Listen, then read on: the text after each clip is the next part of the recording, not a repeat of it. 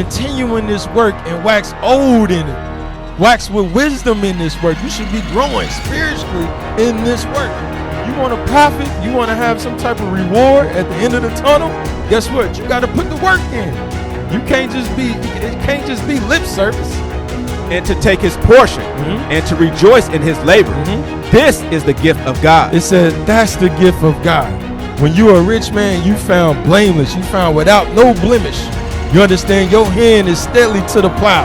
No matter what, no matter what's going on. You understand you're not losing focus because of gold, because of silver. Commit thy works unto the Lord. When you commit your works, you commit your hand to the Lord, read. And thy thoughts shall be established. It says he's going to start establishing your thoughts. You wonder why people be bugging out and losing faith? Because they ain't doing no work.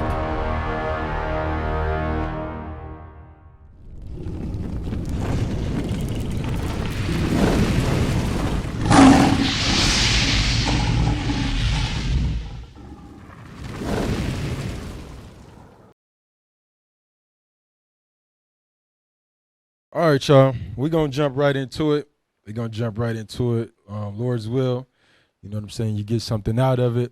We got to make sure that we keeping our hands to the plow, just like the title says. You know what I'm saying? That we being fervent in the work, you know what I'm saying, and not getting complacent in the things that is required of us. You understand? I want to start in Luke right quick.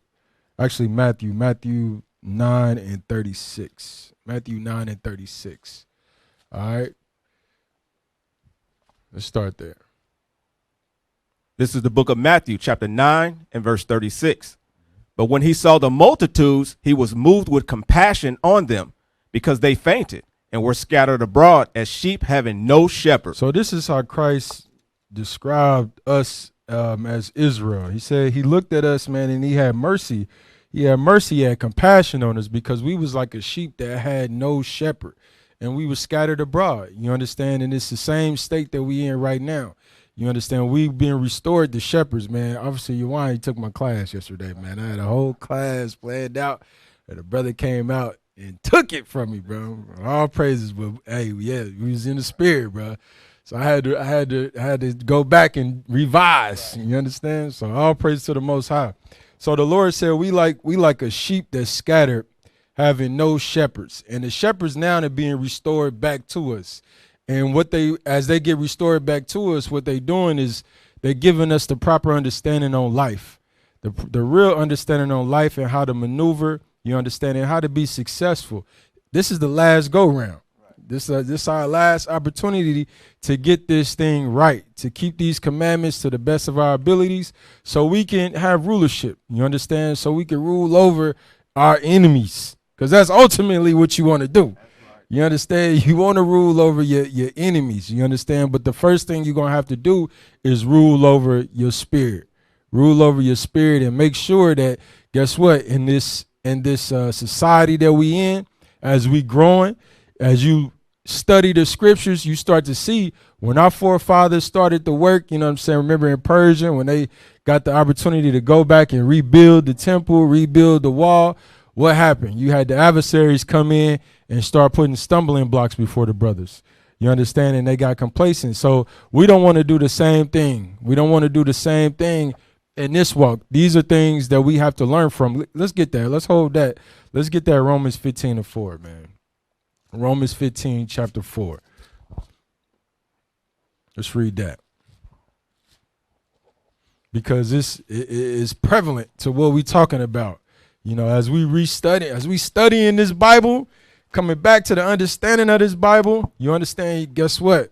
The scriptures should give you foresight. It should give you vision. You understand, and it should give you comfort so you can know how to move. You got it? Go ahead. This is the book of Romans, chapter 15 and verse 4. For whatsoever things was written aforetime were written for our learning. So everything that was written aforetime, it was written for us to learn from. It was written from us to glean from. You understand? All the history that was stolen from us, and beat out of us.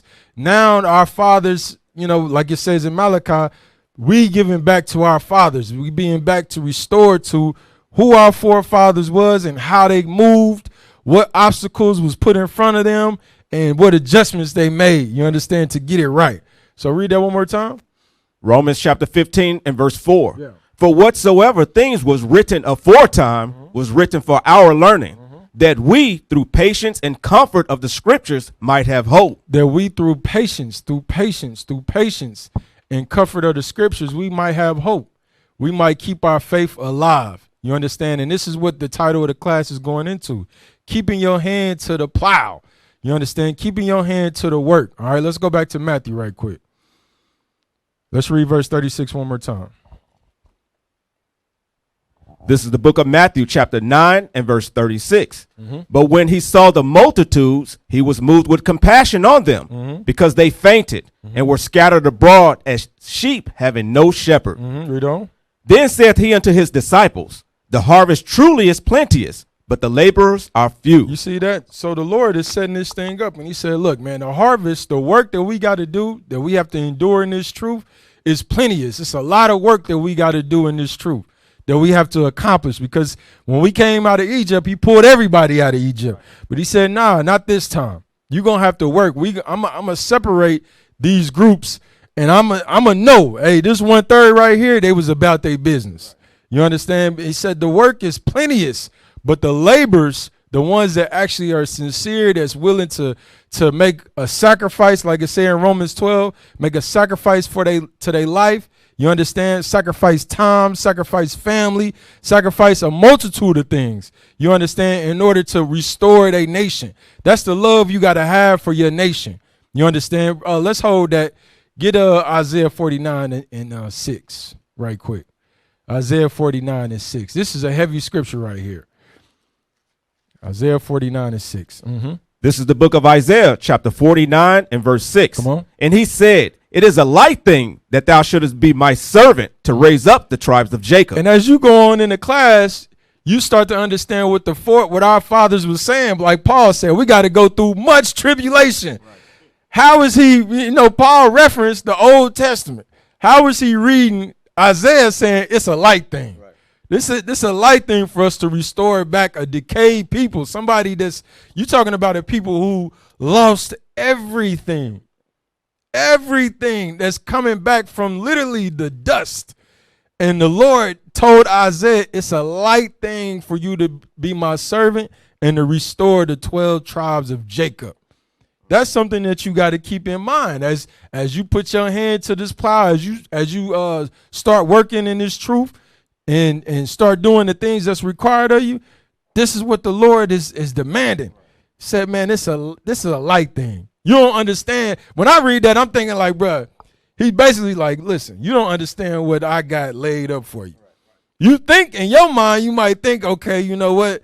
This is hard. You know what I'm saying? Why we got to sacrifice this? And we ain't seeing the family. We ain't the kids. He said, listen, bro, what I got for you, your mind can't even you can't even wrap your mind around the things that's laid up that's awaiting you.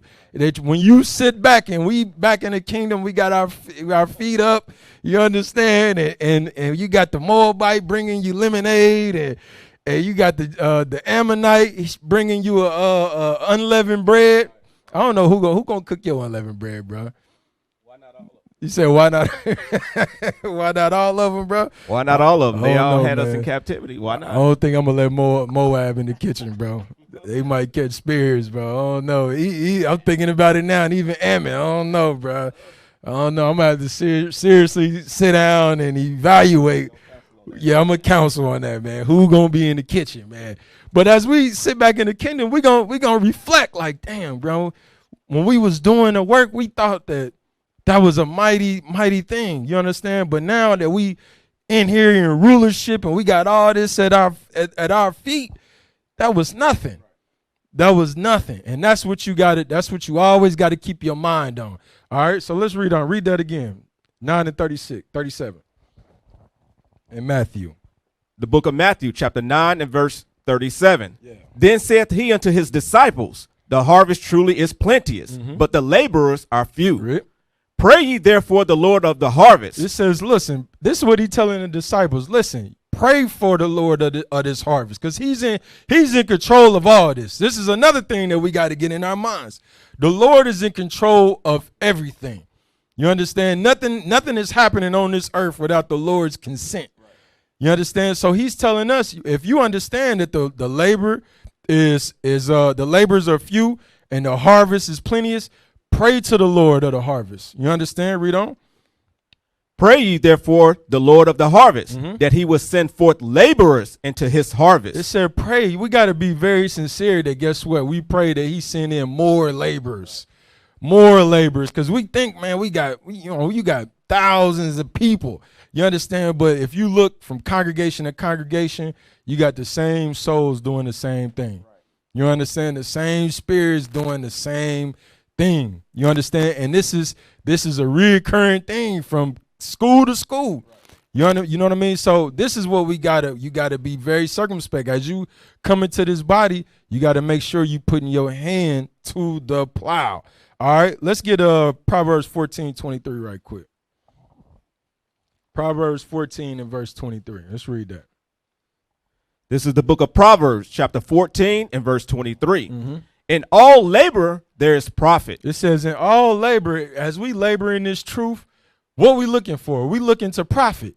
You understand? The Lord is not making us do nothing without a reward. Right. If you work, when you work for this kingdom, guess what? He's going to give you rulership. He's going to give you everlasting peace. You understand? Everlasting what? You ain't never going to have to lift a finger. Your wife feet ain't going to touch the ground. Right. Touch the ground, bro. You understand? No sickness, right. No illness if you sacrifice this little time right now. It's a beautiful, say it in the mic. They can't hear you, it's a beautiful thing. It's a beautiful thing, bro. So this is what Solomon is saying. He's saying, in all labor, there is a profit. There is a profit, and you got to be very mindful of that. What's the profit? I always had that in your mindset. You understand? Know why you working. Know why you doing this is why I'm doing it. Right. You understand? Read on. Watch this. In all labor, there's profit, but the talk of the lips tendeth only to penury. It says, but the talk of the lips, it tendeth only to penury. Can we get the definition of that right quick? Penury, extreme poverty, destitution, synonyms. So it's pennilessness, impoverishment. Look, you got needless, want. It says your lips, all we worried about is the things that we want. That's what we talk about. You understand? But when we labor, it's a profit in that labor. You know what I'm saying? We got that bad in the black community, bro. Where we just talk.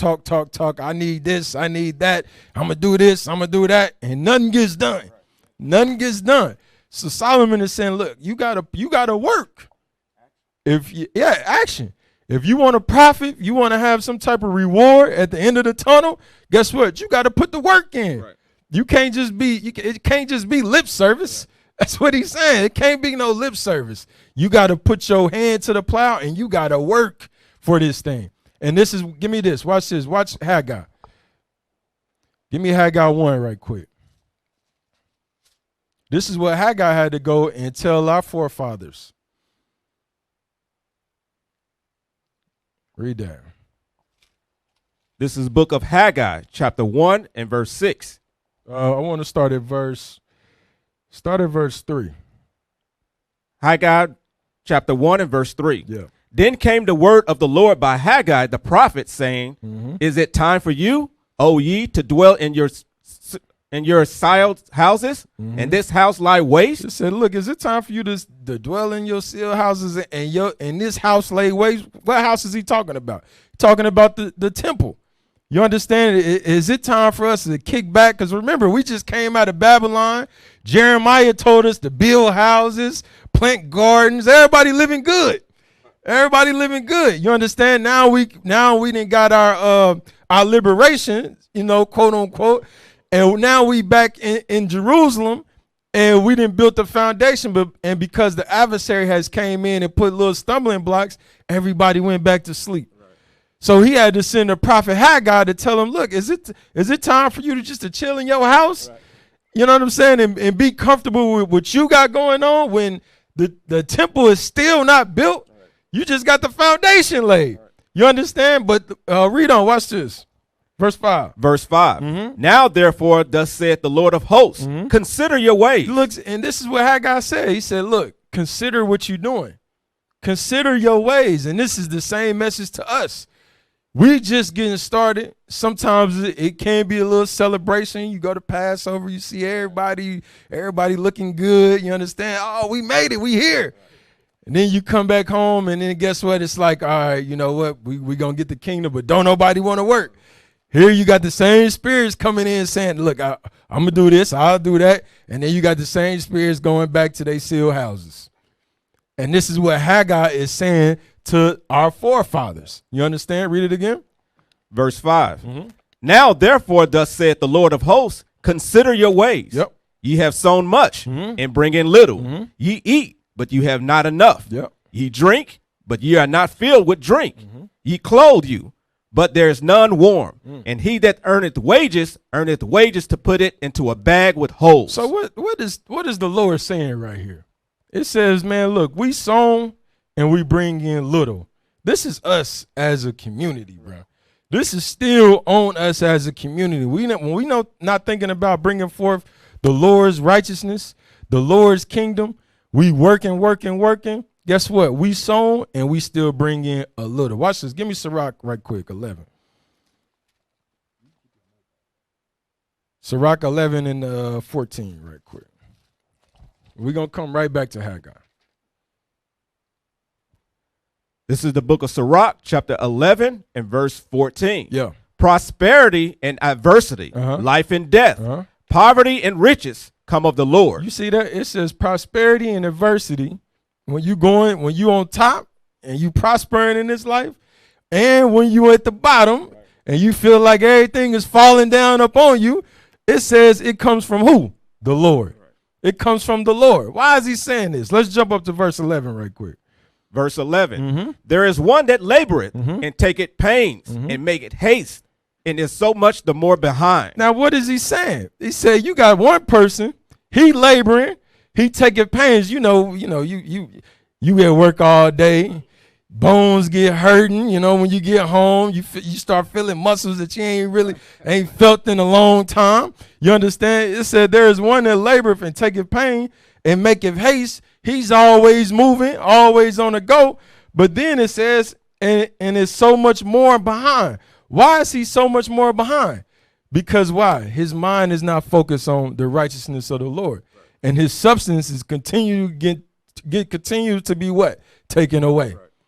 So he got to continue to work and sow and bring in what? Little. Right.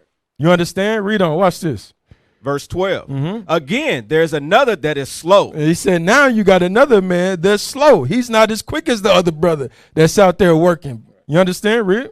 And hath need of help, wanting ability, and full of poverty. Come on. Yet the eye of the Lord looketh upon him for good, and set him up from his low estate. Listen, because why? His mind is on the Lord. He's not on a fast course of money. Right.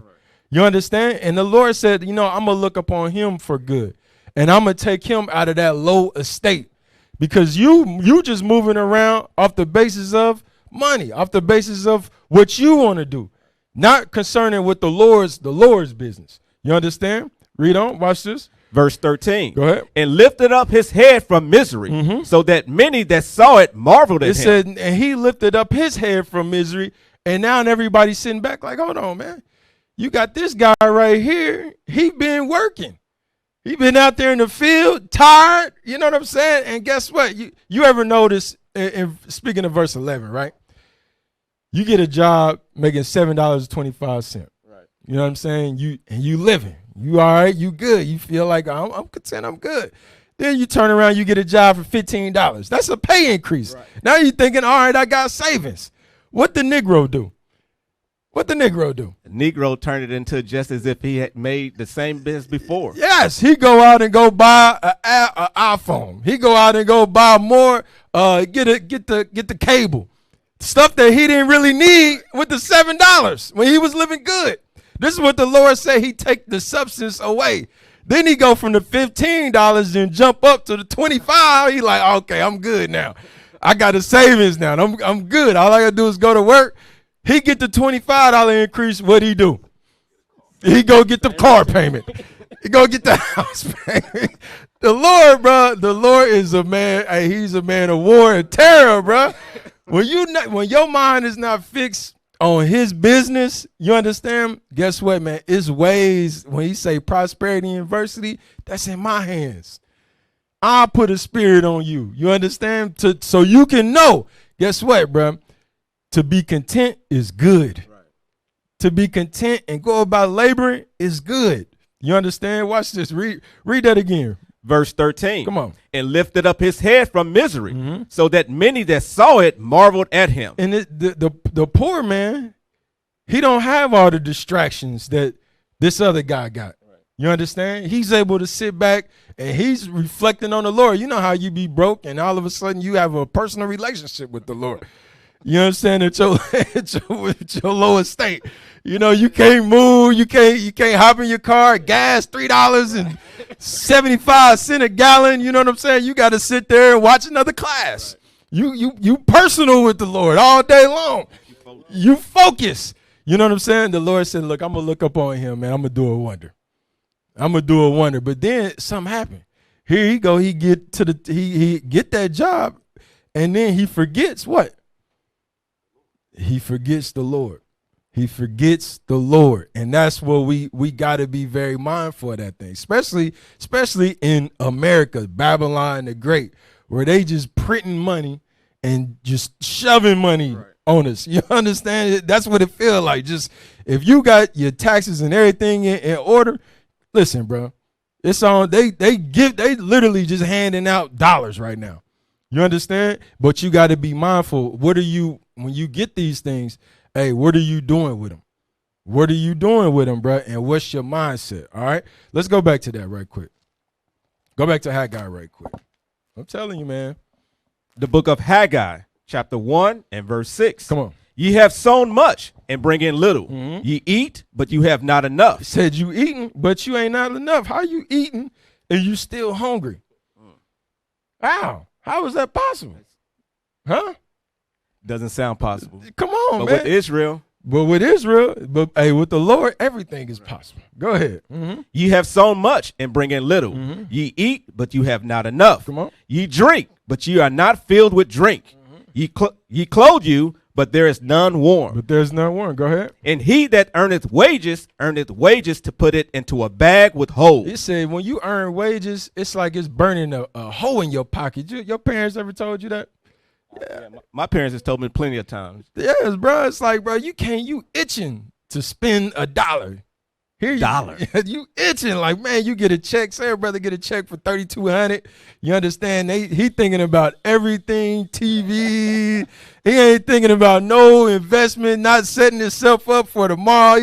It's the rims. You see the rims? I'm about to get the shoes. I'm about to kill him at Passover. Get back from Passover, and then what, bro? Then what? You understand? He looking around, bro. It's like, man, you get the wages like you putting it in holes. That money just be burning a hole in your pocket because why? You're not diligent. What you gonna say? I'm saying, well, pray to the Lord and ask for increase. Right. Well, ask for more. Ask for more. Yeah. Damn. Give me Hebrews right quick. We got to be mindful, man. We can't get attached to nothing. We're going to go back to Haggai, but we can't get attached to nothing, man, in this society, bro. Nothing. What I say? Hebrews 11 and 13 right quick. Look at our forefathers. Go ahead. This is the book of Hebrews, chapter 11 and verse 13. Come on. These all died in faith, not having received the promises, but having seen them afar off. So our forefathers didn't receive all the promises, but they saw them. You understand? They understood that land was for them. They understood that rulership was for them, but they didn't see it. But read on. Watch this. Read from the top. These all died in faith, not having received the promises, but having seen them afar off, and were persuaded of them. It said, but they was persuaded of the promises. We gotta be in a mind state that, guess what? When we think about the kingdom, that gotta persuade us to do everything we have to do to get this kingdom. It should be a straight persuasion. You understand, of ultimate sacrifice to get this kingdom every single day. You understand? Read on. Go ahead. And embrace them. And embrace it. Read. And confess that they were strangers and pilgrims on the earth. It said, and confess that they were strangers and pilgrims on the earth. When you think about a pilgrim, they always ready to get up and go. They ain't attached to nothing. And this is the mindset that we got to have. Give me 1 Peter's right quick. 1 Peter's 2:11. This is the book of 1 Peter chapter 2 and verse 11. Come on. Dearly beloved, I beseech you as strangers and pilgrims, abstain from fleshly lusts, which war against the soul. And that fleshly lust could be a multitude of things. Some brothers might not have that. They lust might not be money. You understand? They lust could be power. You understand? But the scripture is saying abstain from fleshly lust because it wars against your spirit, man. It war against your soul. Anything that you can't give up in this life, it's not good for you. Right. That's a fleshly lust that's warring, literally warring against your spirit. You understand? This is what our fathers is telling us. From there, give me Proverbs 12:24 right quick. Then we're going to go back to Haggai. Proverbs chapter 12, verse 24. This is the book of Proverbs chapter 12 and verse 24. The hand of the diligent shall bear rule. It says the hand of the diligent, we gonna bear rule. When we diligent in our office, diligent in this in the covenant that Christ made with us of bringing forth this kingdom, it says, guess what? The reward of that, the labor of that reward is what? Rulership. Right. You're gonna bear rule. Read. The hand of the diligent shall bear rule. Come on. But the slothful shall be under tribute. It says, but the slothful shall be under tribute. You think about all the brothers that we got, all the body that we got. We should be ruling right now. Right. We should be ruling. But guess what? Right now, we still, you got to pay your taxes. I got to pay my taxes. I got to pay my taxes. You got to pay your taxes. Definitely we still under tribute. So that let us know that guess what? Some of us is still what? Slothful. Slothful. You understand? We not seeing the bigger picture. We don't have that vision yet. But it's up to the prophets. Guess what? We coming back and we letting you know that like Haggai, getting you back in perspective. Let's go back to Haggai. Getting your mind back into perspective. Guess what, man? We cannot be dwelling in the sealed houses and chilling out, thinking that we comfortable in this captivity. You understand? Go ahead. The book of Haggai, chapter 1 and verse 6. Go ahead. Ye have sown much and bring in little. Ye eat, but you have not enough. Ye drink, but you are not filled with drink. Ye clothe you, but there is none warm. And he that earneth wages to put it into a bag with holes. Right. Thus saith the Lord of hosts, consider your ways. Go up to the mountain and bring wood and build the house. You see what Haggai said? Look, man, consider your ways. Take y'all behinds up to the mountain. Get some wood so my house can be built. Get to work. Read, go ahead. And I will take pleasure in it. And when you do that, he said, I'm going to take pleasure in what you building. Right. Read, go ahead. And I will be glorified, saith the Lord. Ye looked for much, and lo, it came to little. And when you brought it home, I did blow upon it. You know what that means? He said, you look for much and it came to little. And when you brought it home in your comfortable state, while you sealed in, you thought it was good. He brought a tornado.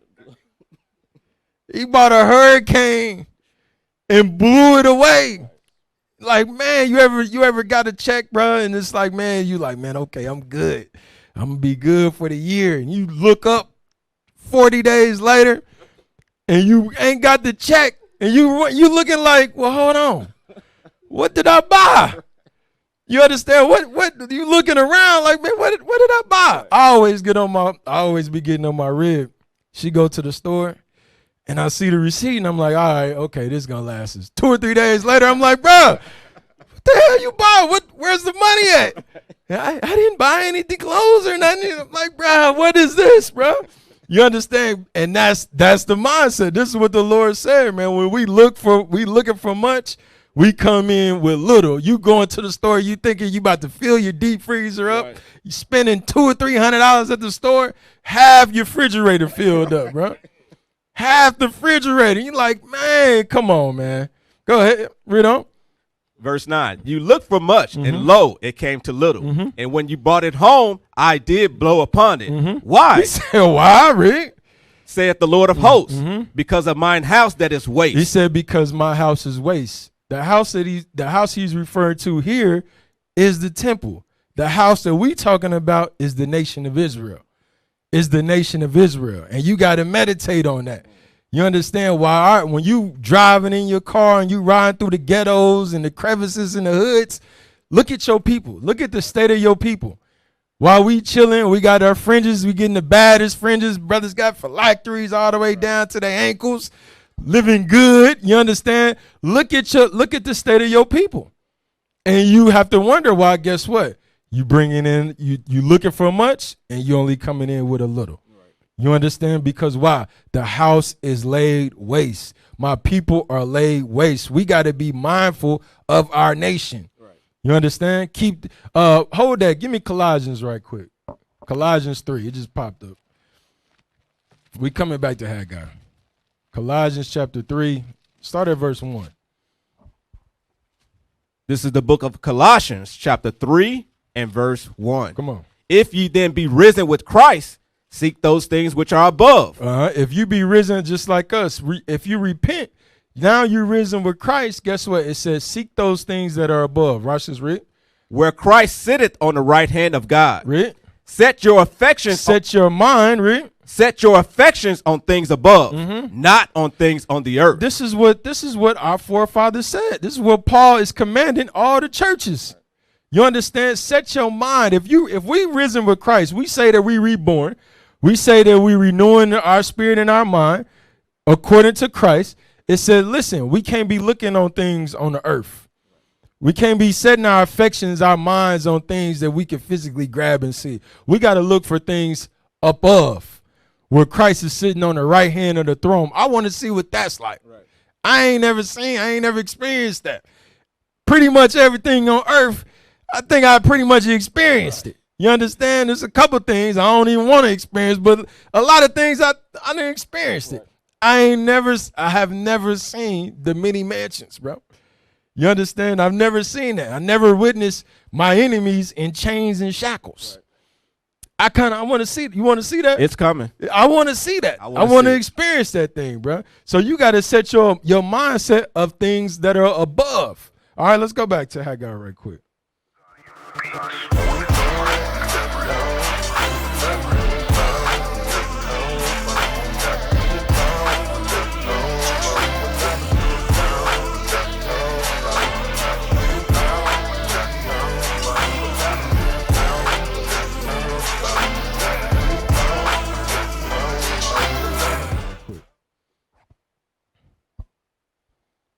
The book of Haggai, chapter 1 and verse 9. Ye looked for much, and lo, it came to little. And when you brought it home, I did blow upon it. Go ahead. Why? Saith the Lord of hosts, because of mine house that is waste, and you run every man unto his own house. It said, this is why I'm doing these things. This is why I'm taking your substance away from you, because everybody is worried about their own. We have a selfish mentality, and we are the people of the book. Right. You understand? We still have this selfish mentality, even in the truth. You understand? Read on. Go ahead. Verse 10. Therefore, the heaven over you is stayed from dew, and the earth is stayed from her fruit. Read. And I call for a drought upon the land, and upon the mountains, and upon the corn, and upon the new wine, and upon the oil, and upon that which the ground bringeth forth, and upon men, and upon cattle, and upon all the labor of the hands. It says, for us having that selfish mentality, the Lord said, you know what? I'm closing the windows of heaven. I'm knocking, I'm stopping all the rain. So now your resources, your crops, it's not going to grow. Right. You're not going to have the oil. You're not going to have the wine. You're not going to have the corn. You understand? The cattle is going to suffer. Everything that we look for, that we look to bring in much, is going to suffer. And it goes back to what? Verse 9. The bottom of verse 9. Read that. Because mine. Verse 9. Because of mine house that is waste. Because of the house, the children of Israel is waste. We not mindful. And that's why Christ told the disciples, look, man, it's so much work out here. You have to pray. You got to pray to the Lord of harvest that he sends in laborers. He sends in sincere brothers and sisters that's going to come in and labor in this truth and not going to look on the things of their own. You understand? From there, give me Sirach right quick. The book of Sirach, chapter 31 and verse 1. Watching for riches consumeth the flesh. So the scripture says when we watch for riches, it consumes your mind. You understand? It consumes your mind. That's all you think about when you watching for riches, when you watching to the benefit of yourself. Read, go ahead. And the care thereof driveth away sleep. And it said the care of riches, when you watch it for it, you know, you sitting up in the bed all night and you thinking about your next play. You thinking about your next investment. Right. It said the care thereof, it driveth away sleep. You understand? Read on. Go ahead. Verse 2. Watching care would not let a man slumber. As a sore disease breaketh sleep. And when you watching, you ever see, you know, we got brothers here that talk about the sciatica, the nerve. Right. You understand how they can't sleep during the nighttime. Right. The Lord is saying when you watching for riches like that and are watching care of it, it make it, read it one more time, verse 2. Verse 2. Mm-hmm. Watching care would not let a man slumber. It said it won't let you be in a state of slumber. You know, a slumber, that's a good sleep. Right. That's you out of there. You understand? Somebody could be shaking you. You slobbering, you slumbering. You understand? But when you watch it for riches, it's like, man, you just up. You understand? You hearing every pin drop. You understand? That's not a good life to live, bro. Go ahead, read it again. Watching care would not let a man slumber. Go ahead. As a sore disease breaketh sleep. Just like a sore disease breaketh sleep. Let's jump to verse 5. Verse 5. Yep. He that loveth gold shall not be justified. It said that if you love gold, guess what? You're not going to be justified in your dealings. How you dealing? Read, watch this. Why? And he that followeth corruption shall have enough thereof. It says, listen, you're not going to be justified if you love gold, because you got to understand what the scripture said. What Christ said, what the Lord said is prosperity and adversity is in the Lord's hands. Right. So if you loving gold, you ain't justified. Give me Matthew 6:33 right quick. Matthew 6:33. This is why you're not justified. Go ahead. The book of Matthew, chapter 6 and verse 33. Go ahead. But seek ye first the kingdom of God. You're supposed to seek first how to obtain the kingdom. What is the kingdom of God? Read, go ahead. And his righteousness. And his righteousness. This is what you're supposed to seek first. The righteousness, the keeping of the law, the application of the law. Read. And all these things shall be added unto you. And once you do that, everything else will start to be added unto you. The Lord will take care of you. You understand? So when you go back to Sirach 31 and 5 again. The book of Sirach, chapter 31 and verse 5. Come on. He that loveth gold shall not be justified. And that's why you ain't justified, because the scriptures is telling you, the Lord, when has the Lord, give me that scripture in Psalms, you know what I want? When it says, when is the righteous ever desiring bread? The book of Psalms, chapter 37 and verse 25. Old Testament, New Testament. Go ahead. I have been young, and now I am old. Come on. Yet have I not seen the righteous forsaken. It says, look, I've been old and young, and I ain't never seen the righteous forsaken. Same thing Christ said. When you seek the kingdom and his righteousness, everything will be added to you. Right. So when you go back to Sirach, keep reading. Go ahead. Nor his seed begging bread. Nor his seed begging bread. Right. Everything will be added onto him. You're going to be taken care of. Right. We got to seep that into our minds. So go back to Sirach 31 and 5. The book of Sirach, chapter 31 and verse 5. Come on. He that loveth gold shall not be justified. And that's why you're not justified. You're not justified because the Lord said, I'm going to take care of you. If you seek me, I'm going to take care of you. When you ever seen the righteous begging bread? Never. You understand? So sitting up and watching for riches and and being loving gold, listen, you ain't justified. You sitting up for nothing. Right. You doing all that for vanity, for yourself. You understand? And you wonder why you bringing in little, bringing in much, and it's a little. Right. Looking for much, and it's a little. Right. And your stuff is getting blown away. Your substance is continually getting taken away. Right. You understand? You going to say something? You said losing sleep for nothing. Yeah. At the end of the day. Losing sleep for nothing. Read verse 5 again. Verse 5. He that loveth gold shall not be justified. Come on. And he that followeth corruption shall have enough thereof. And it says, if you follow corruption, think about how America was built. America was built on what? Corruption. Corruption. You got capitalism, you got democracy. When it comes to democracy, they saying everything is equal, right? But yet you got food deserts. You understand? You got the 3 strikes rule. Right. you know what I mean? You got remember the Highway Act in the 50s where they built highways through every major ghetto. Right. You understand? So what? So that poverty can be on a cycle.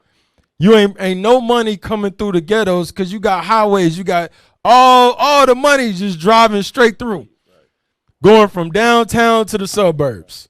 You understand? But we live in a so-called democracy. Give me that in Psalms, I think it's 62:10. Trust not in uncertain riches. Is that it? Give me that. The book of Psalms, chapter 62 and verse 10. Trust not in oppression. It says, don't trust in oppression. We are oppressed people. We can never forget that we are under an oppressor. Read, go ahead. And become not vain in robbery. It says, don't become vain in robbery. Go ahead. If riches increase. If riches start to increase, go ahead. Set not your heart upon them. Don't set your mind upon these things. Because why? You won't be justified. You won't be justified. You understand? And this is why. Play that right quick. Play till 3 minutes. Impending. Can you turn it up? I don't want to be overly dramatic, but I think I will use the word doomed in the long term.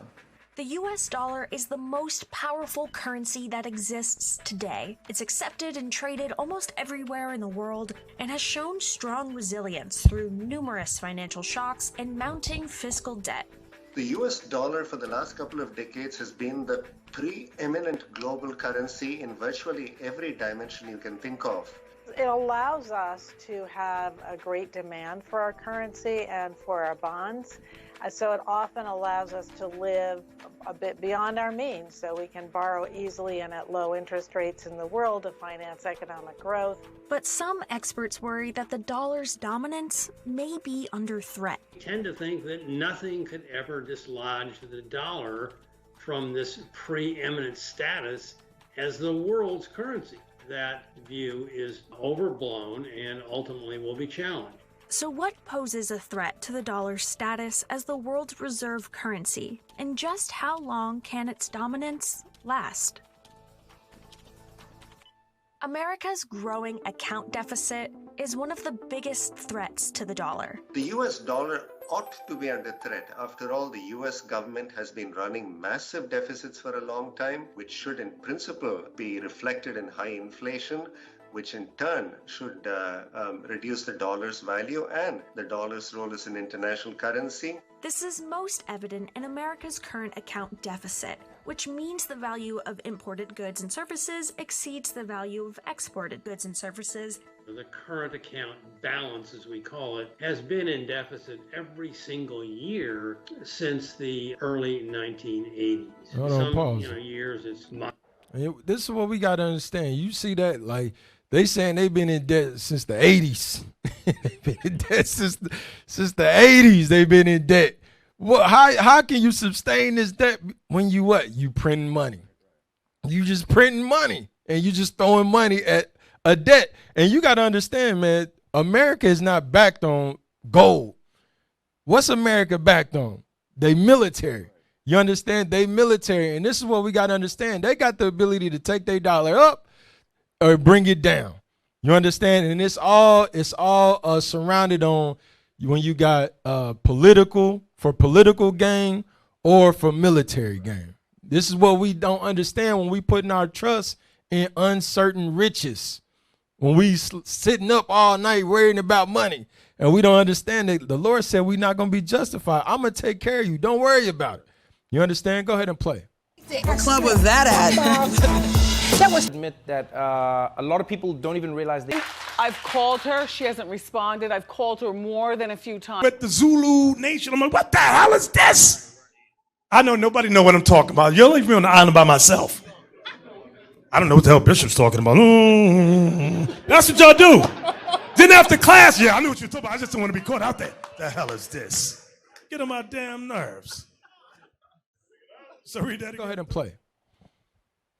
modest. In some years, it's big, and right now it's big in the U.S. During the fourth quarter of 2021, the U.S. current account deficit hit $217.9 billion, amounting to 3.6% of America's GDP. Experts like Stephen Roach believe that this growing deficit is directly related to a low national saving rate. And when countries do not save, which is the case in the United States, we end up borrowing surplus saving from abroad to square the circle. We can do that because we have this, almighty dollar, the world's great reserve currency.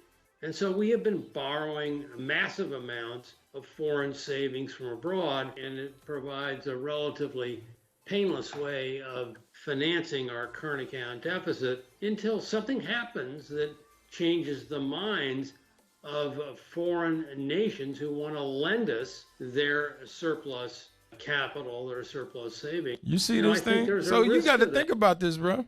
You understand what's going on. It said they in debt. They don't have no money, but they borrowing against the capitals of the other nation, against their resources. And there's going to be a time where, guess what? These other nations, give me that other article right quick. You seeing this happening right in front of us. You understand? The tokens is right in front of you to let you know where we at with it. And this is why the scriptures say, remember in Revelations it say the 10 heads are going to hate the whore. You understand? You're watching this unveil. Go ahead, read that right quick, officer. A growing club of very powerful countries is steering away from using the dollar. So this is, look, when was this published? Go back up. Published Wednesday, October 30th, 2019. Almost 2 years ago. We talk about this almost two years ago. So imagine how they feel right now. Right. Go ahead, go down. Rick? The U.S. dollar has been the world's major reserve currency for decades, but that status could come under threat as the very powerful countries seek to undermine its importance, warned Ann Coren from the Institute for the Analysis of Global Security. Mm-hmm. Major moves such as China, Russia, and the European Union have a strong motivation to de-dollarize. To de-dollarize. Now, you got China. These are not China and Russia. Those are not their allies right there. You understand? Russia, look, they in a straight conflict with America right now. Conflict. Putin just came out and said, look, man, y'all keep sending weapons over here to Ukraine. It's going to be an issue.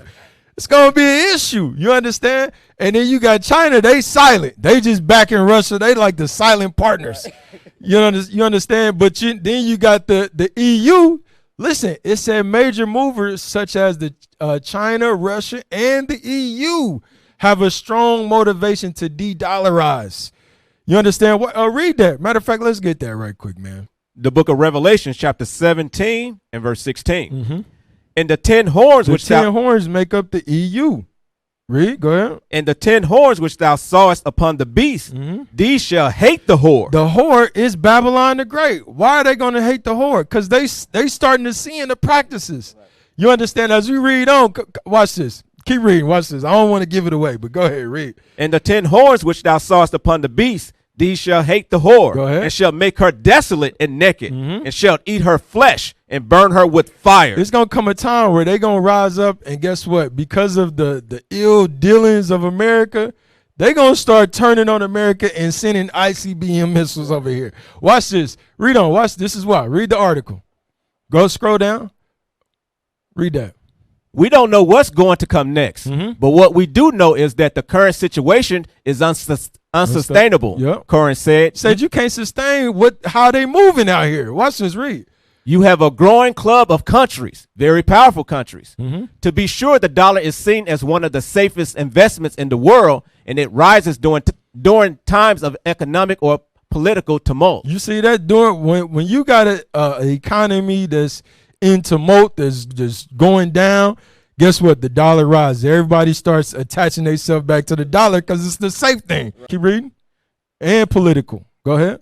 But one factor curbing countries' enthusiasm for the greenback is the prospect of being subject to the U.S. jurisdiction when they transact in dollars. Mm-hmm. When the U.S. dollars is used or transactions are cleared. Scroll up. Yeah, go ahead. is used or transactions are cleared through an American bank, entities are subject to U.S. It jurisdiction, said you subject to what the U.S. Go ahead. even if they have nothing to do with the U.S. Corin told CNBC Squawk Box. Read. Corin cited Washington's unilateral withdrawal from the Iran nuclear deal in 2018, which was followed by the restoration of sanctions on Tehran. So when Washington pulled out of that deal with Iran, guess what? They started putting sanctions on Tehran. Well, watch this, Reed. That situation left European Remember the European, the EU. Go ahead. That situation left European multinational companies vulnerable to punishment from Washington if they continue to do business with Iran. Dude, this sound like this is some gangster business, bro. You know, 50 Cent used to go at it. If you was in a picture and you was beefing with 50 Cent and you was in a picture with somebody that he was beefing with, it was an issue. It was an issue. Donald Trump, all Joe Biden, all the presidents, bro, the leaders of America, if they put a sanction on you and you photo with another company, you photo with another country and you doing business with this other country, what you think they gonna do? That's the real mob. Sanctions. They shutting you down. You understand? So we gotta realize this in these times that guess what, man? It's a lot of people. This dollar that we putting so much trust in. Why we said that? Read that again. And what's that? Psalms again. The book of Psalms.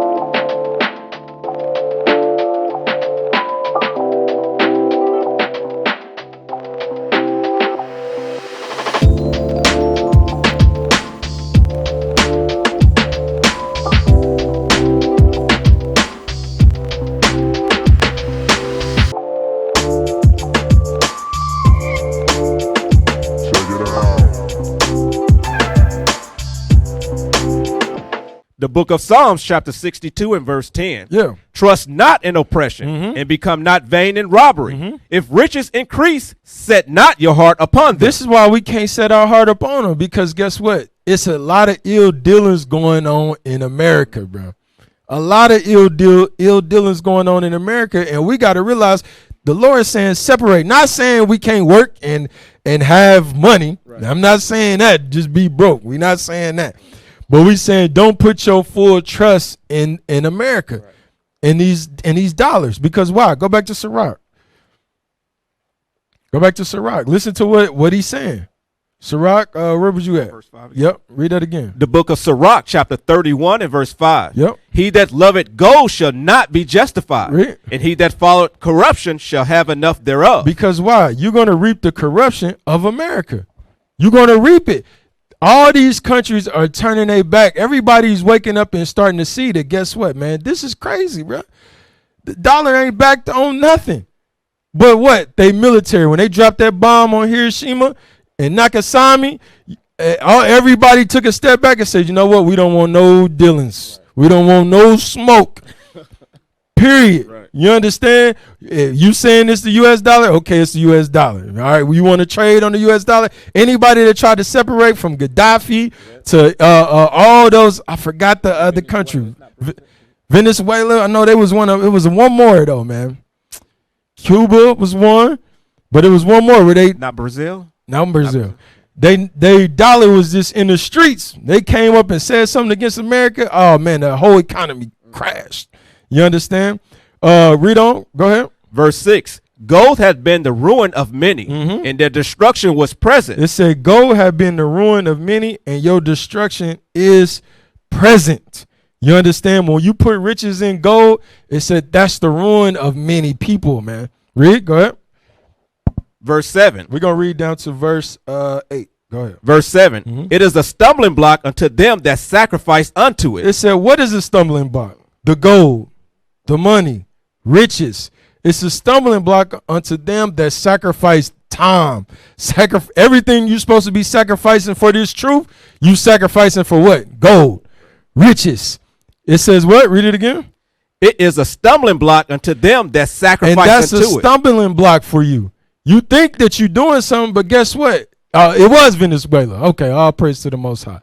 It was Venezuela. Can they see that? That up there, man. Yeah, look at Venezuela, bro. That's you talking about millions of dollars in the streets right there, bro.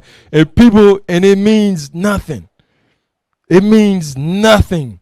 You understand? And think about how many people put their trust in that currency before this happened. This is what we got to be mindful of, man. The pitfalls, the stumbling blocks that our adversary is going to try to put in front of us, bro. This is what Haggai was telling our forefathers back in Persian, like, bro, you can't roll like this. You understand? There's work to be done. As long as the house is laid waste, guess what? You're not going to have anything. You understand? All right, let's go back to the scriptures. Sirach chapter 31 and verse 7. Come on. It is a stumbling block unto them that sacrifice unto it, and every fool shall be taken therewith. Only the what? Every fool. Only the fool will be taken with riches. You understand? Because why? You're not justified in sitting up worrying about money. When it's a lot of work to be done, what Christ said, the work is plenteous. You understand? From there, you got something, officer? From there, let's get Ecclesiastes 5 and 18 right quick. Did you read verse 8? Read verse 8, 31 and 8. Sirach chapter 31 and verse 8. Yep. Blessed is the rich that is found without blemish. It says, so blessed is the rich. When you do have money, because remember, he said prosperity and adversity is in the Lord's hands. Right. So when he turns around and said, look, if gold is your sole focus, he said, guess what? You're not justified. Corruption awaits you. But blessed is the rich that is found without blemish. Meaning what? They doing everything that they can to bring forth the kingdom. Right. You understand? Read on. Watch this. And hath not gone after gold. And they not going after gold. That's not their sole purpose. You understand? Watch this. Ecclesiastes 5 and 18 right quick.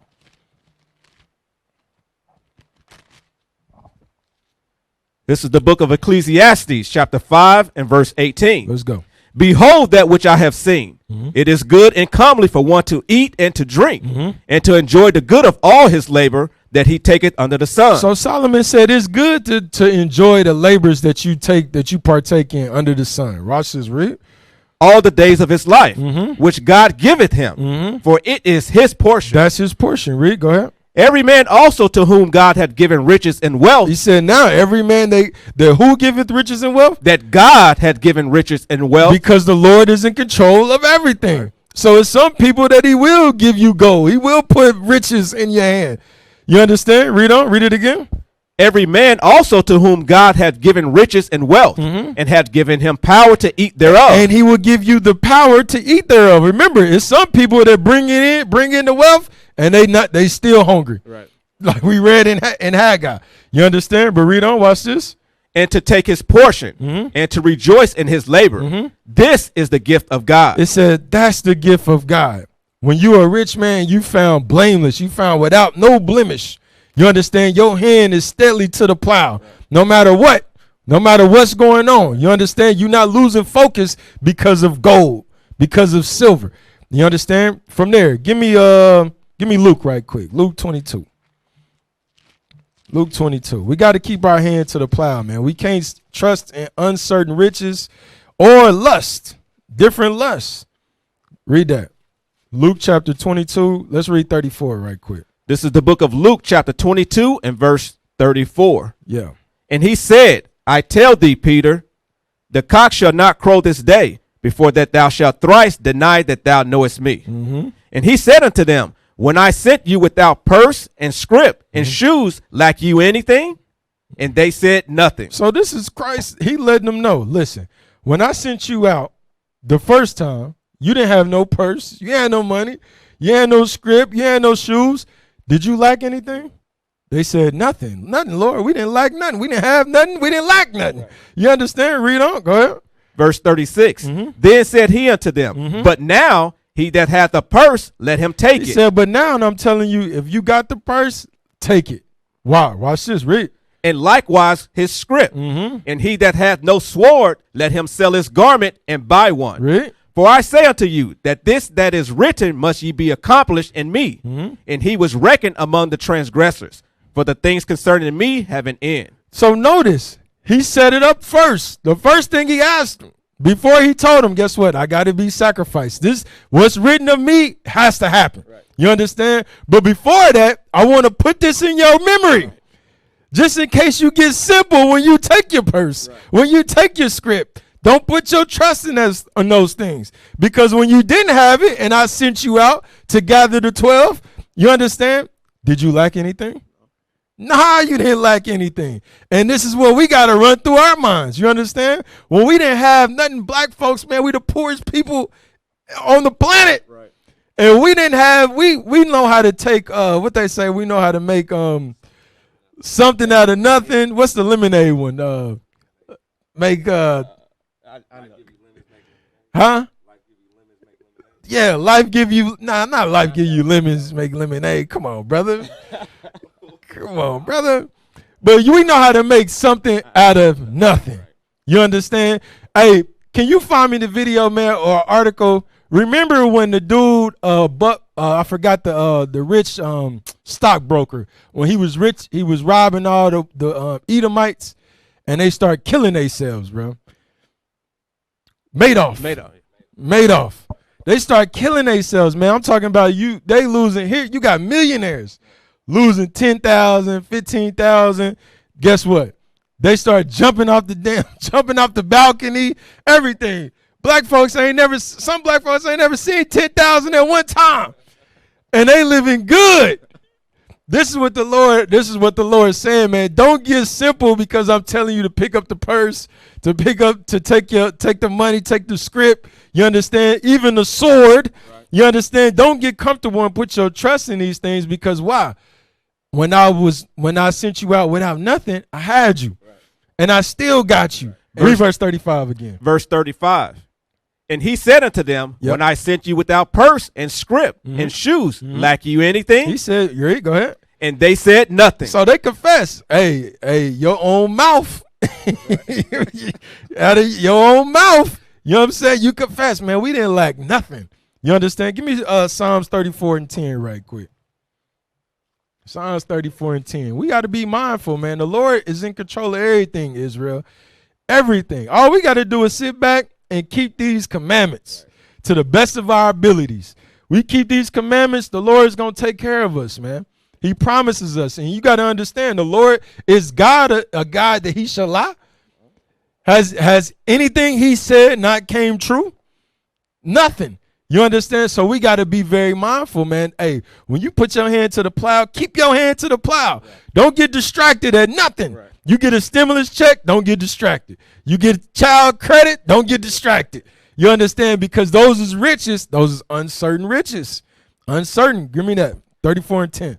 The book of Psalms, chapter 34 and verse 10. Yep. The young lions do lack and suffer hunger, but they that seek the Lord shall not want any good thing. Young lions lack and they suffer hunger, but those that seek the Lord, what did he say? But they that seek the Lord shall not want any good thing. It says if you seek the Lord, you're not going to want nothing. Nothing if you seek the Lord. From there, give me Luke 12:24 right quick. Luke 12:24. This is the book of Luke, chapter 12 and verse 24. Come on. Consider the ravens, for they neither sow nor reap, which neither have storehouse nor barn. So now he's telling you about the raven.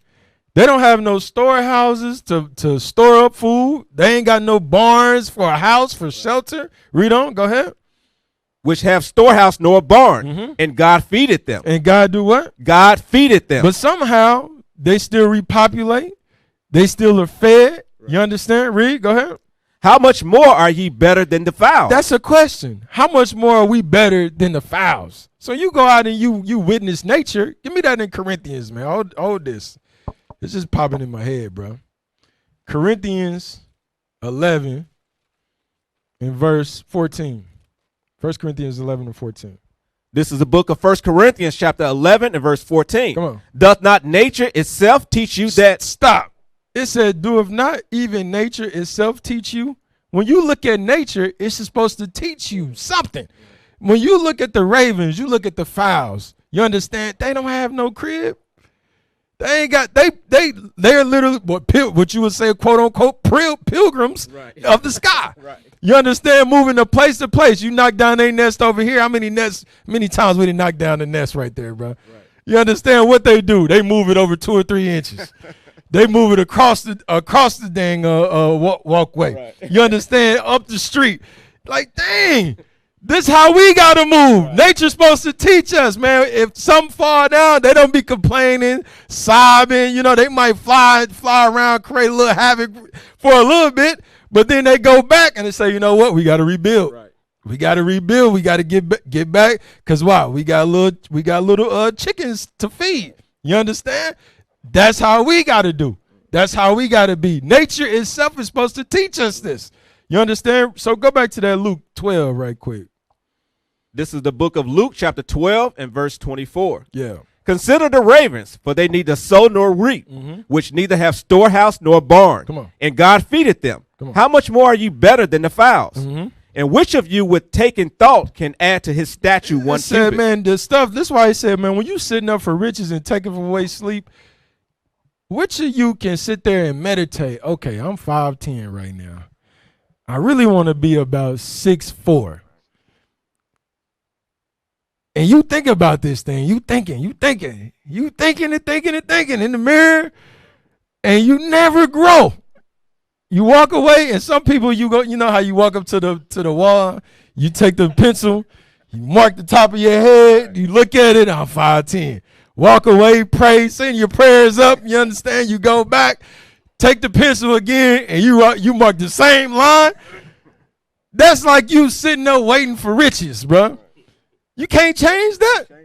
It's of the Lord that you grow in prosperity and adversity. We got to understand, look, we've been disconnected from life. You understand? And now we coming back. Our shepherds is being restored. Now they're giving us a proper understanding of this Bible. So guess what? That should comfort us. To let us know that, hey, just sit back and keep the commandments. Right. Keep the commandments. All right, read that. Where was you at? Read that one more time. 25. No, drop that. Give me Matthew 7 right quick and 11. Matthew chapter 7, verse 11 right quick. This is the book of Matthew chapter 7 and verse 11. Come on. If ye then, being evil, know how to give good gifts unto your children, how much more shall your Father which is in heaven give good things to them that ask him? And you know, we were some evil people, bro. You know, giving the best gifts. Right. The best gifts. And he says, if we being evil give good gifts, how much more your Father in heaven won't give you the better gifts? Good things if you ask him, if you ask him in sincerity, if you ask him in truth. Give me that in James. It's that James, you know what I'm talking about? Give me that thing. This is why we got to be mindful, man. The Lord said, pray unto me. Put your trust in me, and all things will be added to you. You understand? You got that, officer? Read that. The book of James, chapter 4 and verse 3. Yeah. Ye ask and receive not, because you ask amiss. The scriptures say sometimes when we be asking for something, we asking for our own lust. We ask amiss. Go ahead. That ye may consume it upon your lust. That we may consume it on our own waste, our own houses. Right. You understand? Not to benefit the ones around us, but to us, benefit us. Read, go ahead. Is that it on that? Yeah, go ahead. That's it on that. Go ahead, read it. Keep reading. Verse 4. Ye adulterers and adulteresses, know ye not that the friendship of the world is enmity with God? And we got to understand, when you have friendship of the world, that's hatred with God. You at complete odds with God. This is why Peter said, as pilgrims, we got to separate from our lusts. We got to be pilgrims on this earth to just go after the promises that are set before us. You understand? From there, give me Acts right quick. Give me Acts 9 and 10. We almost done. Give me Acts 9 right quick.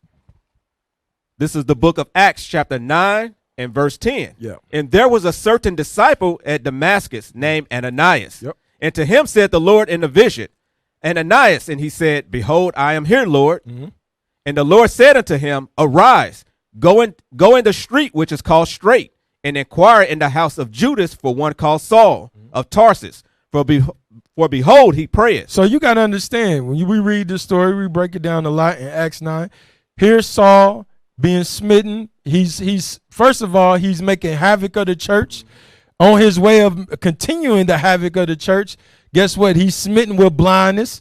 You understand? Just like us, we weren't physically killing our brothers and sisters. Some of us was, but a lot of us weren't physically killing our brothers and sisters. The scriptures say, if you hate your brother, that's murder. Right. You understand? So we was on a lot of us was on the same trajectory as Paul. And because of that, we were smitten with blindness, where you couldn't go through the scriptures and understand life, what it is. Right? But watch this, read. Verse 12. So he sent it Ananias. He said, go and search for one Saul. Right? Verse 12. And has seen in a vision a man named Ananias coming in and putting his hand on him that he might receive his sight. Then Ananias answered, Lord, I have heard by many of this man, how much evil he hath done to thy saints at Jerusalem. And here he hath authority from the chief priest to bind all that call on thy name. But the Lord said unto him, Go thy way, for he is a chosen vessel unto me, to bear my name before the Gentiles and kings and the children of Israel. So the same thing Ananias was telling, or the Lord was telling about Paul, is the same thing that he's saying about us. We are all chosen vessels. Remember, he said, many are called, it's only a few that's chosen. We are chosen vessels to what? Go forth and bear his name amongst the Gentiles, to restore the children of Israel. You understand? Read, watch this. For I will show him how great things he must suffer for my name's sake. Remember this. He said, look, he told Isaiah, it's a light thing to restore the 12 tribes of Israel. But he's telling Paul, guess what? I'm about to show him how much stuff he's going to have to go through for my name's sake. And it's the same with us. We got to understand how much we're going to have to go through for his name's sake. Period. You understand? From there, go give me Acts 20:22. Acts 20 and 22. Remember, he said, man, by much tribulation shall we enter into the kingdom. This is not going to be an easy walk. So when riches increase, don't set your mind up on it. You understand? Don't set your mind up on it, bro, because guess what? You're going to reap corruption. You're going to reap the same corruption who instituted that dollar that's collapsing in front of your face. You understand? Read on. Come on. The book of Acts, chapter 20 and verse 22. Come on. And now, behold, I go bound in the spirit unto Jerusalem, not knowing the things that shall befall me there, save that the Holy Ghost witnessed in every city, saying that bonds and afflictions abide me. So this Paul right here is saying, look, when I'm about to go, my spirit is going to Jerusalem, and I don't know what's going to be in front of me, man. I don't know what I don't know what I'm going to encounter. And like I said, a lot of our lives are paralleling with Paul. We don't know what tomorrow may bring. You understand? That's why the Lord said, man, you seek me. Don't worry about tomorrow. Matter of fact, hold that. Can I get that? You know what I want? Matthew 6. Hold on. We coming right back here. He said, I don't know what's befalling me tomorrow. You understand? All I know is I got to go do the work. And the work is at Jerusalem. Watch this. Matthew chapter 6, verse 34. The book of Matthew chapter 6 and verse 34. Come on. Take therefore no thought for the morrow. This is what Paul's mindset was. This is where our mindset got to be. He said, man, don't take no thought for tomorrow. Don't be sitting up in your house losing sleep over riches. Take no thought on the morrow, Rick.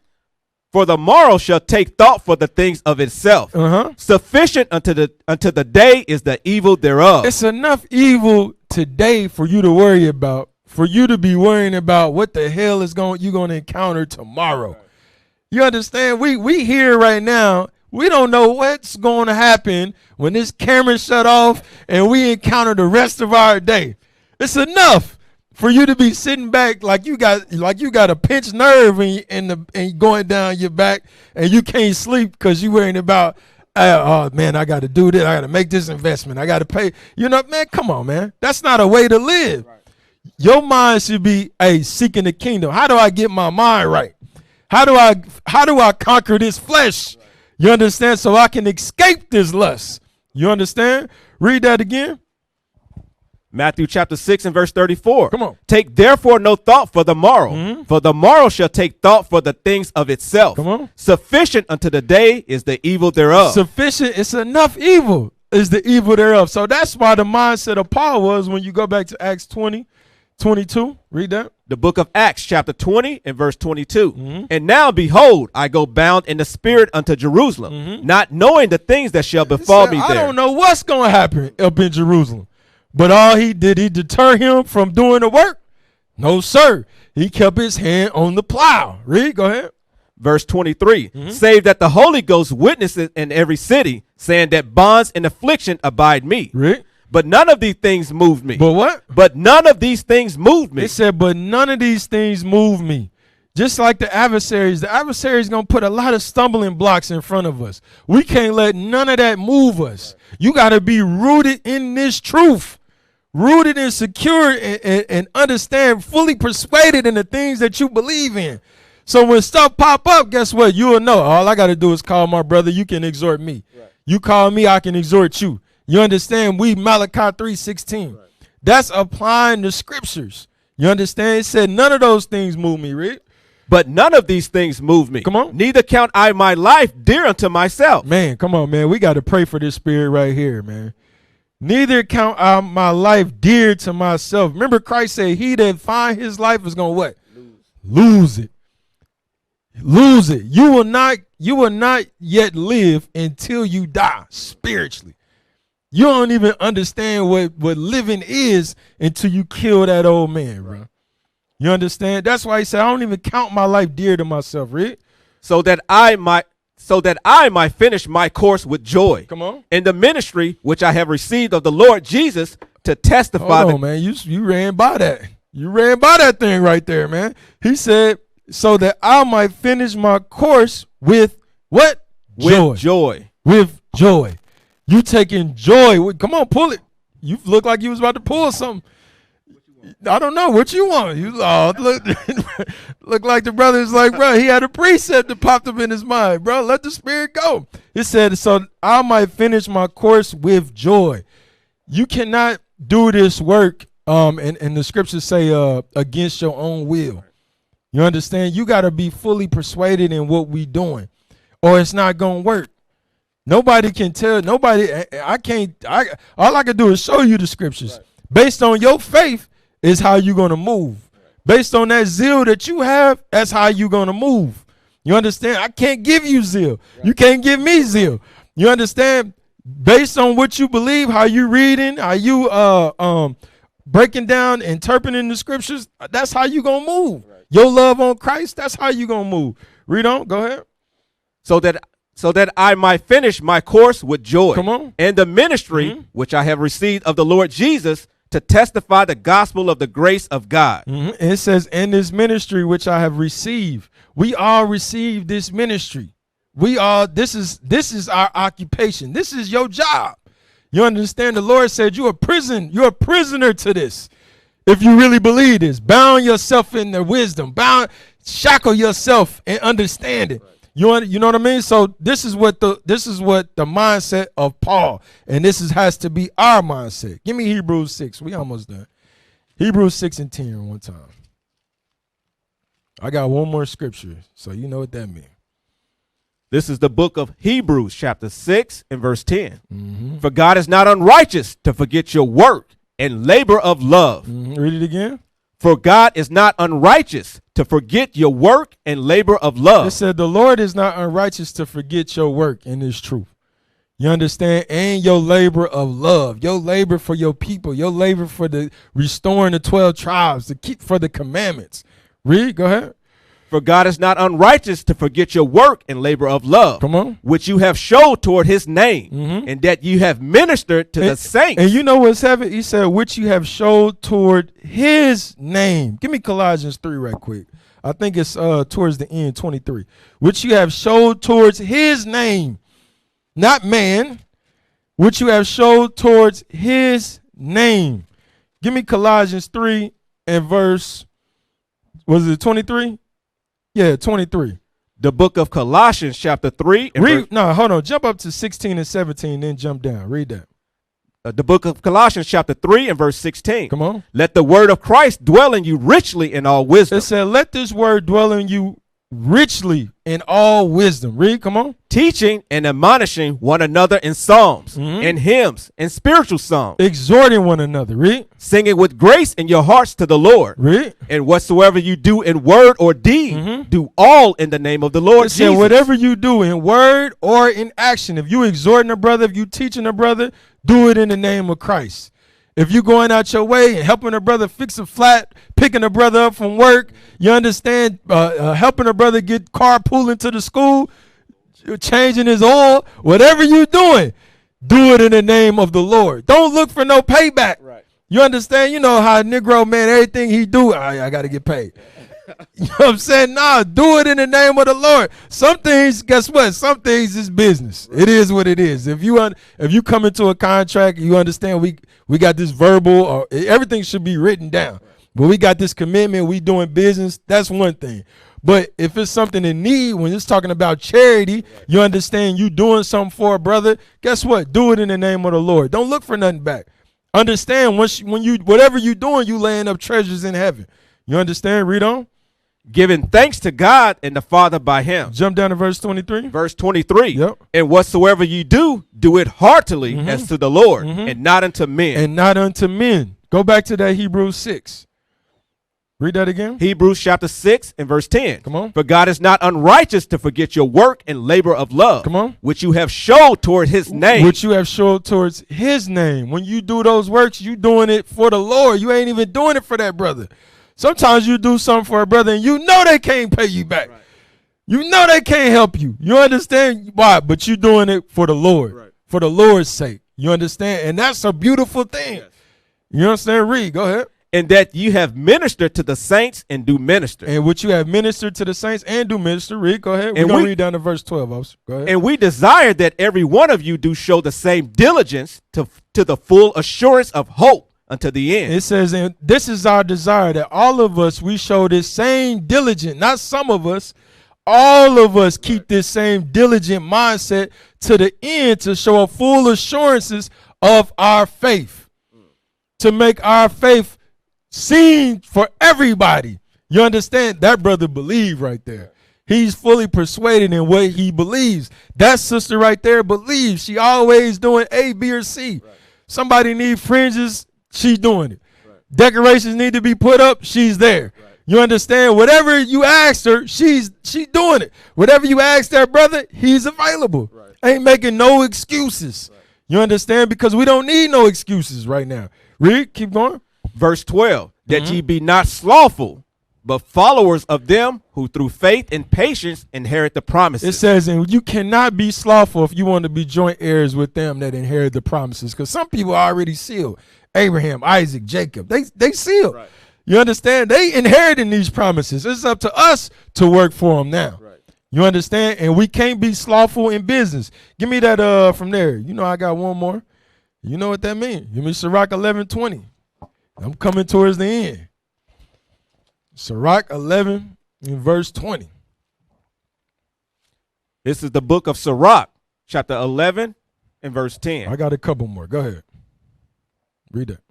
My son. I mean, 11 and 20. Yeah. Sirach, chapter 11 and verse 20. Yep. Be steadfast in thy covenant. Come on. And be conversant therein. And wax old in thy work. It says, look, be steadfast in the covenant and be conversed therein. You understand? And wax old in this work.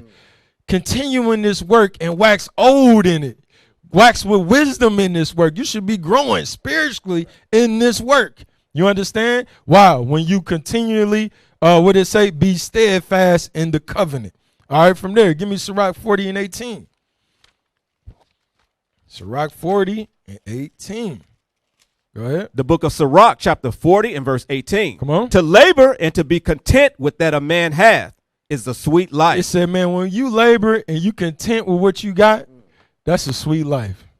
You can just sit back, bills is paid. You understand? The body, you done gave your arms, you done did your deeds. It's nothing like when all the bills is paid, you done went out to camp, you done did the work of the Lord, and you able to come home and you able to have a nice sip of coffee now for me. Or a nice little drink. You understand? You able to relax, bro. There's no feeling in the world like that, bro. and you keeping the commandments, your mind right, your spirit right, that's a sweet life. And a lot of people will never experience that, bro. You understand? Because why? You sitting in a Christian church and it's always that hoe. It's always something inside of you. It's like, man, damn, I ain't satisfied. I'm sitting in $1 million house. I got 4 cars. I need another car. I need another house. You understand? It said, man, to labor and to be content with what you have is a sweet life. Read it again. To labor and to be content with the man hath is a sweet life. But he that findeth a treasure is above them both. He said, but if you find a treasure, what's this treasure? This Bible, this word, this understanding. He said, man, once you found this thing, ain't nothing that can match that, bro. Ain't nothing that can match it. Let's go to Luke 9:62. Okay, I got one more now, Israel. I got 2 more. Bear with me.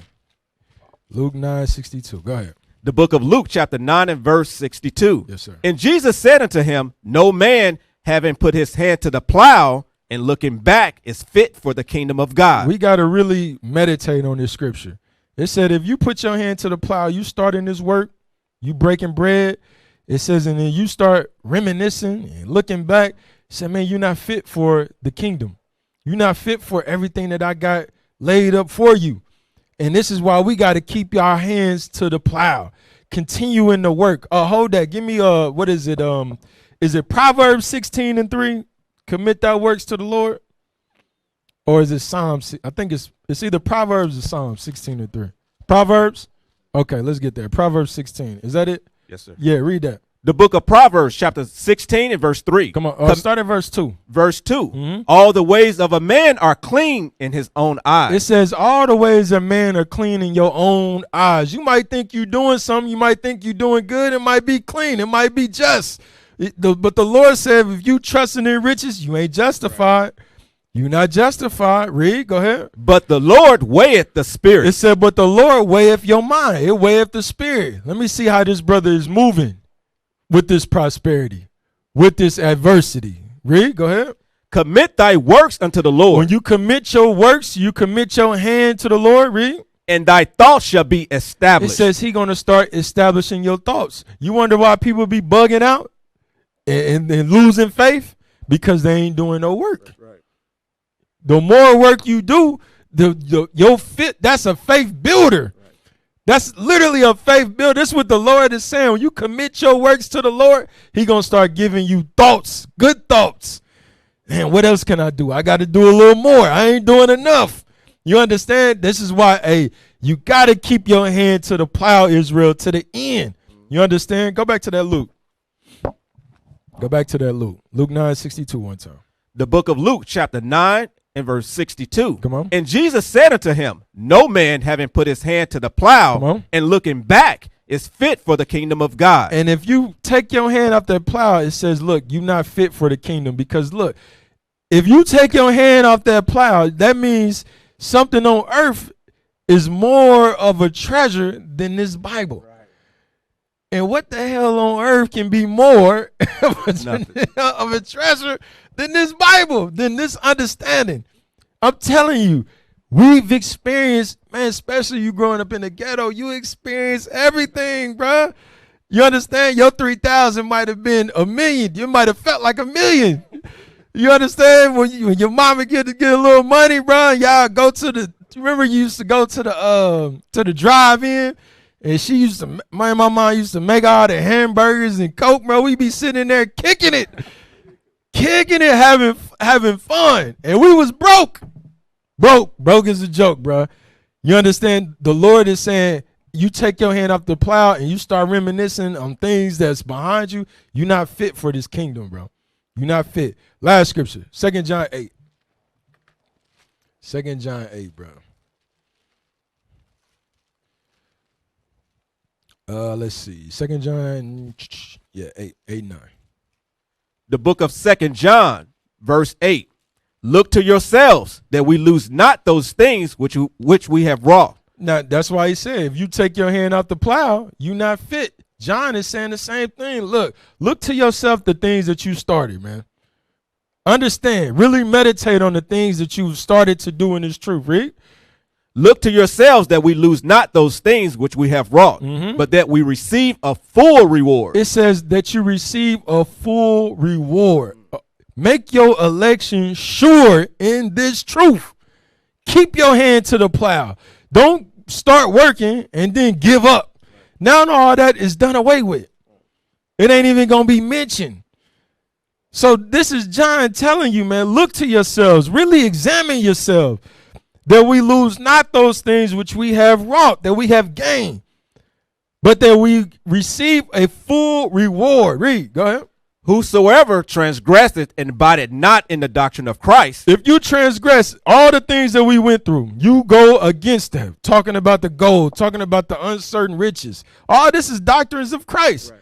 If you go against that, it says you what? Read it again. Whosoever transgresseth and abideth not in the doctrine of Christ have not God. He said you don't have God. You don't have him. He's not abiding with you. Read, go ahead. He that abideth in the doctrine of Christ. But if you abide in this doctrine, you abide in this understanding that we've been given. Read, go ahead. He hath both the Father and the Son. And we got to take that serious. We got to take that very serious, and you got to be appreciative of that thing. And stay, Israel, stay in the doctrine. Keep your hand to the plow. We used to scream black power while Heron was pushed. But at the end of the day, nothing's in vain. IUIC has been given a vision. The tents of Judah has risen. Many has attempted the mission, minor murmuring, omitting, and missing the mark. Just reading that he had the flame of fire in his eyes gave us the spark. We on Paul's mission. We out on the road, purple and gold, from Mexico, Cuba, Haiti, Ghana, Sierra Leone. 144,000 boots banging, concrete crackling. These are our men repented at heart. The scriptures is proof. IUIC, we deliver the truth.